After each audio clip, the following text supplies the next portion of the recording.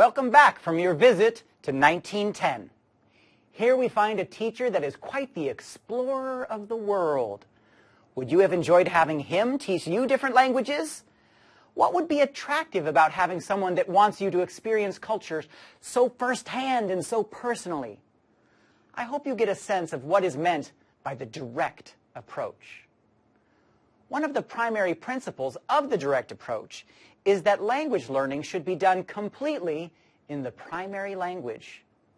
Think about just how different that is from the grammar translation approach. In grammar translation, using both languages by translating back and forth between languages was a task that was valued. But in the direct approach, there is no use of the primary language. Furthermore, you may have noticed also that while reading might still happen, reading and writing skills are de-emphasized, and speaking and listening skills are more of the focus. The idea of travel, the idea of learning so that you can experience a culture is much more what we are going for here. While direct approach teachers might not have actually taken their students on journeys to different countries, the classroom was created in such a way that students felt like they could understand the culture and what people might think, feel, wear, eat, and so forth. The idea was to learn directly from someone who knows and understands the culture as well as the language. Well, I can definitely get behind the idea of learning Portuguese from a Brazilian barmaid, if you know what I mean. You are a vulgar idiot. But the idea behind the premise does feel sound.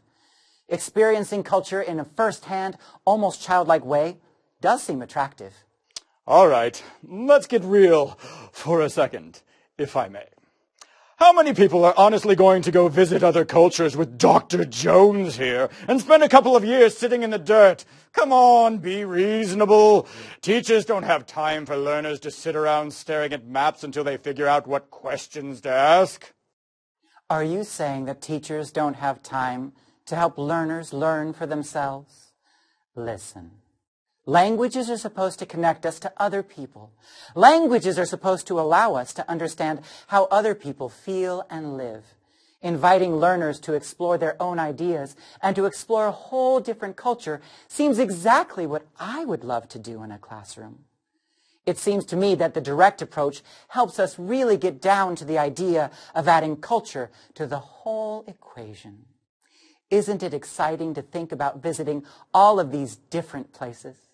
So, the purpose of learning a language, let me get this right, is so that I can have a bull gore me on the streets of Pamplona. Ooh, you have some of the dumbest ideas.